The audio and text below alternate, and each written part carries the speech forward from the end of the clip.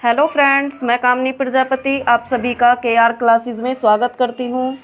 आज मैं आप सभी के लिए साझेदारी खाते चैप्टर में नए साझेदार का प्रवेश लेकर आई हूँ।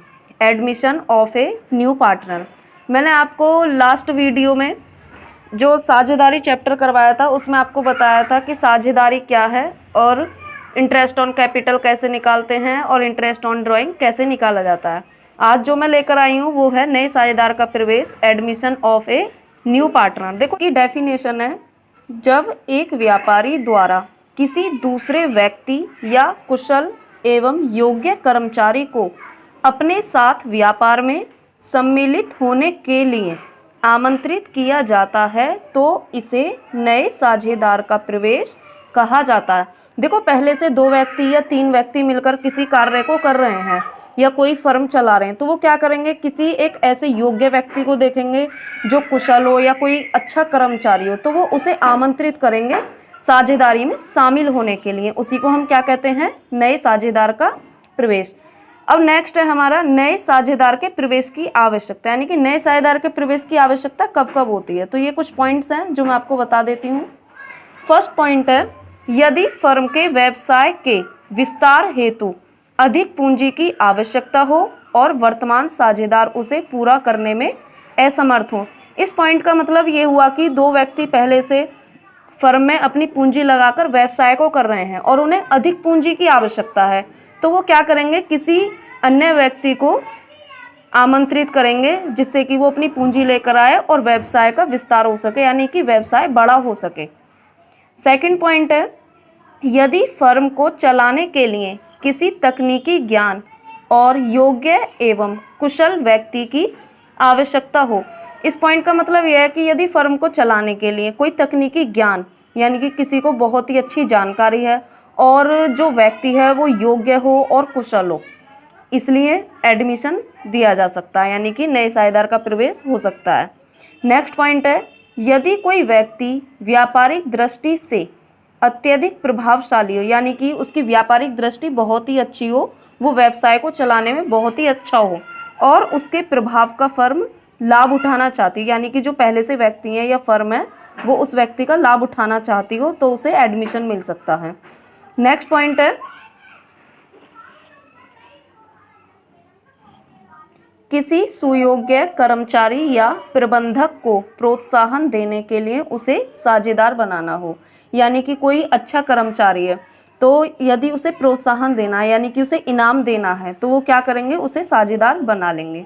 लास्ट पॉइंट है, साझेदारी फर्म की परिस्थितियों की मांग के अनुसार नए साझेदार की आवश्यकता। यदि फर्म में 2 व्यक्ति हैं या 3 व्यक्ति हैं और वो चाहते हैं कि हमें नए साझेदार की आवश्यकता है, तो वो नए साझेदार के प्रवेश कर सकते हैं। देखो, ये हमारे कुछ 5 पॉइंट्स थे जिनमें क्या था, पहला पॉइंट था अधिक पूंजी की आवश्यकता, यानी कि यदि व्यवसाय को बड़ा करना हो तो अधिक पूंजी की आवश्यकता होगी, तो ऐसे में क्या करेंगे, पुराने साझेदार किसी नए साझेदार को आमंत्रित कर सकते हैं।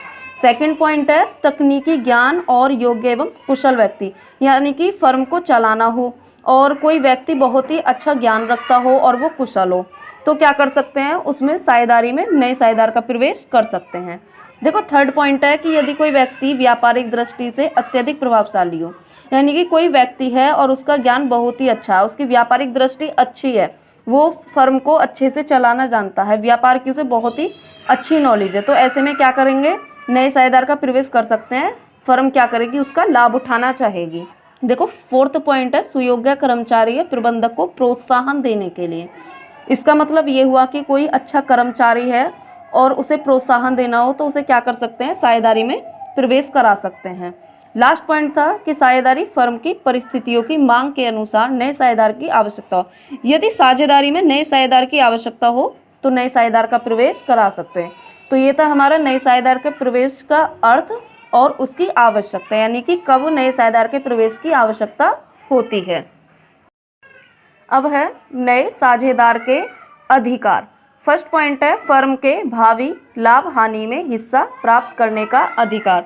देखो, जब कोई व्यक्ति या कोई नया साझेदार फर्म में प्रवेश करता है तो पुराने साझेदार अपने लाभ के हिस्से का त्याग करके कुछ अंश साझेदार को दे देते हैं, तो जब भी भविष्य में कुछ लाभ या हानि होगी या लाभ होगा तो वो उसमें हिस्सा प्राप्त करने का अधिकार रखता है। सेकंड पॉइंट है साझेदारी फर्म की संपत्तियों में हिस्सा प्राप्त करने का अधिकार। देखो, जब कोई साझेदार प्रवेश करता है तो वो व्यापार में पूंजी के लिए कुछ रुपया लाता है, तो जो वो पूंजी लाता है वो पूंजी खाते में धनी करके रख दी जाती है।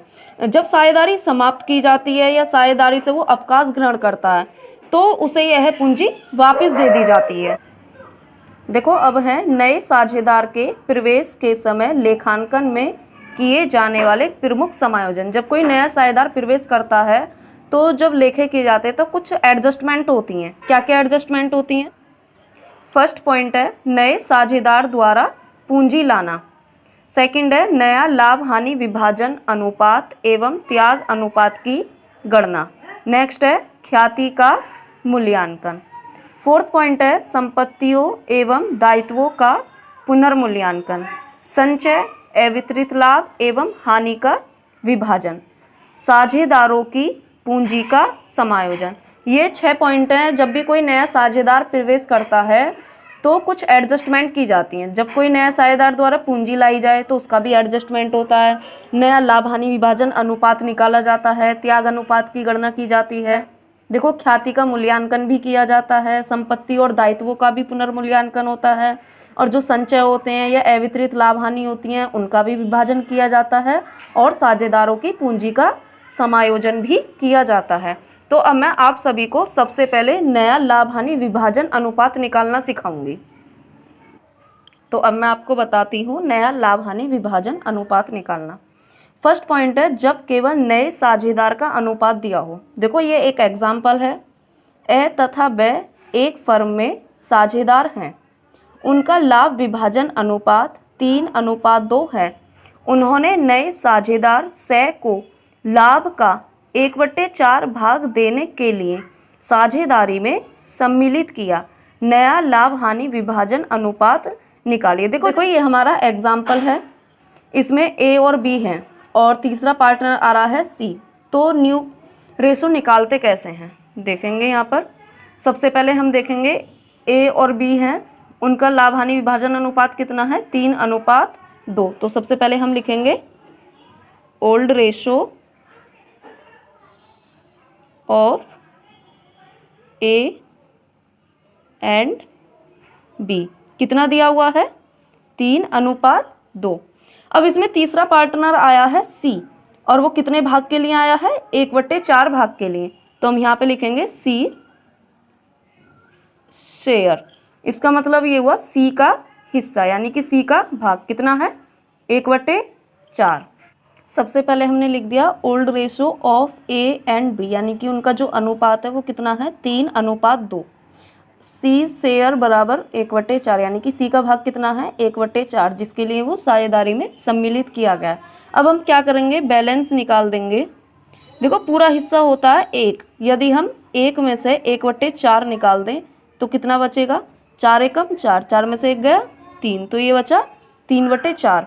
इसका मतलब ये हुआ, देखो अब 3 पार्टनर हो गए हैं ए बी सी, तो उसमें से हमने पूरा भाग होता है 1 में से 1/4 निकाल दिया, तो बैलेंस 3/4 ये किस किस का बचा है?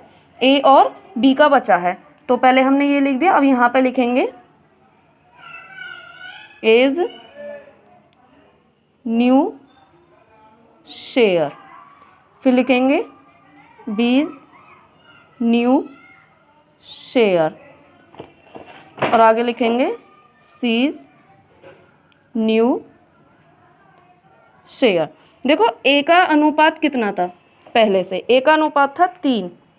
ये देखो यहाँ पे 3 था, और बी का कितना था? 2। 3:2 का मतलब हुआ 3/5 और 2/5। तो ए का जो है वो पहले से कितना था?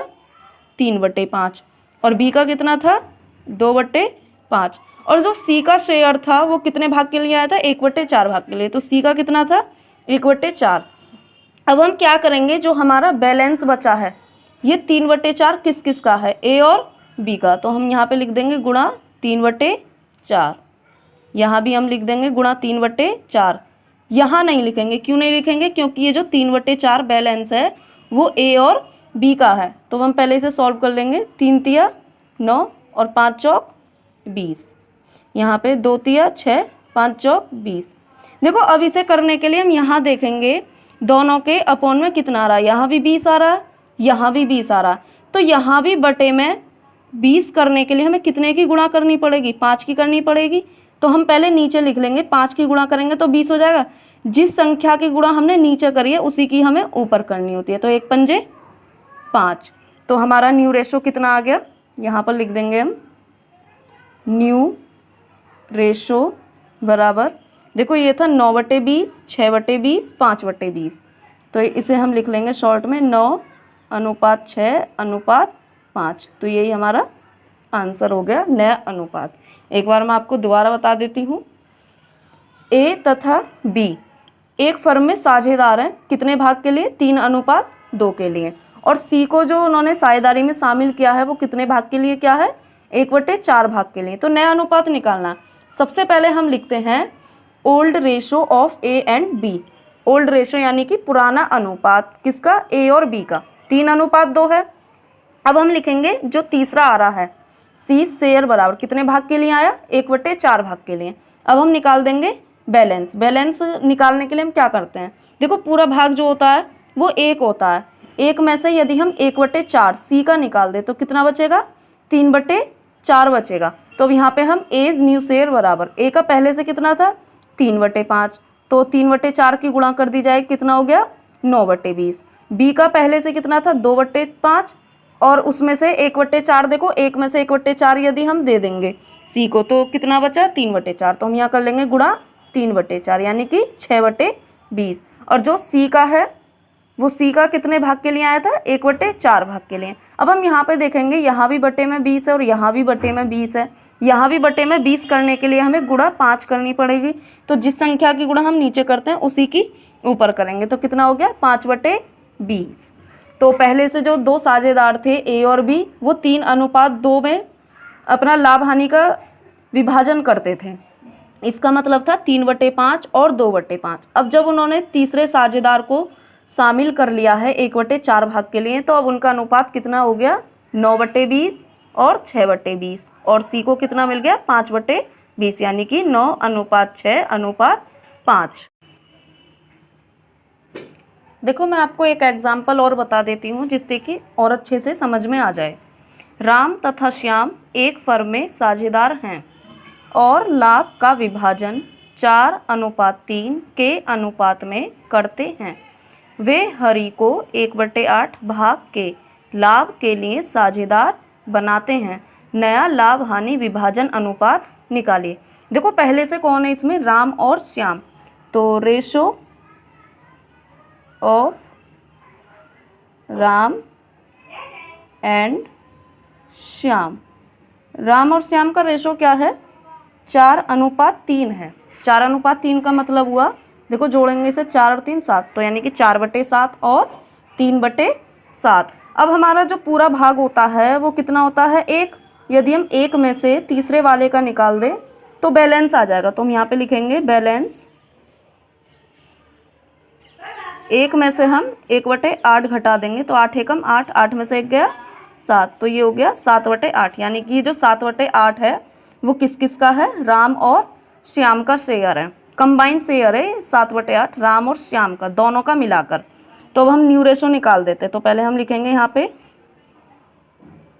राम्स न्यू शेयर यानी कि राम का नया हिस्सा। पहला जो था वो तो 4/7 और 3/7 था, अब हम नया निकालेंगे तो राम का न्यू, और यहाँ पे लिखेंगे श्याम न्यू शेयर यानी कि श्याम का नया हिस्सा, और हरीश न्यू शेयर यानी कि हरि का नया हिस्सा।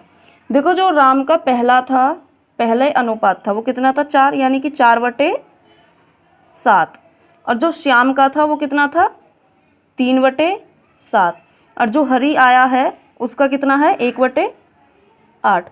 तो देखो राम और श्याम का जो कंबाइन बचा हुआ है वो कितना है 7/8। यदि वो पूरी फर्म का हिस्सा जो होता है वो होता है 1 में से 1/8 यानी कि तीसरे वाले का निकाल दिया, तो दोनों का कितना बचा 7/8। तो हम यहाँ पे क्या करेंगे गुणा 7/8, यहाँ गुणा 7/8 कर देंगे तो यहाँ पे आएगा 4 सत्ते 28 और 7 अट्ठे 56। ये हो गया 3 सत्ते 21, 7 अट्ठे 56। देखो यहाँ भी बटे में 56 करने के लिए हमें कितने की गुणा करनी पड़ेगी, 7 की कर दें तो 8 सत्ते 56 हो जाएगा। जिस संख्या की हम नीचे गुणा करते हैं उसी की हमें ऊपर करनी पड़ती है। तो ये हो गया 7/56। तो हमारा न्यू रेशो कितना आ गया, यहाँ लिख देंगे हम न्यू रेशो बराबर 28:21:7। तो नया रेशो हमारा कितना आ गया, नया अनुपात 28:21:7। ये और शॉर्ट हो सकता है तो हम इसे कर लेंगे। देखो 7 के पहाड़े में 28 भी आता है और 21 भी आता है, तो हम इसे 7 से डिवाइड कर देंगे तीनों संख्या को। तो 7 चौक 28, 7 तिया 21, 7 एकम 7। तो ये हमारा आंसर हो गया 4:3:1। यानी कि आगे व्यापार में जो भी लाभ या हानि होंगे वो इस अनुपात में बांटे जाएंगे, 4:3:1। तो ये हमारे 2 एग्जाम्पल हो गए कि नया लाभ हानि विभाजन अनुपात कैसे करते हैं। तो आज मैंने आप सभी को नए साझेदार के प्रवेश क्या होता है यह बताया, नए साझेदार के प्रवेश की आवश्यकता क्यों होती है और नए साझेदार के क्या अधिकार होते हैं, और पहले से 2 या 3 पार्टनर हो और कोई नया पार्टनर आए तो नया लाभ हानि विभाजन अनुपात कैसे करते हैं यह निकालना सिखाया। तो आप इसे अच्छे से देख लेना।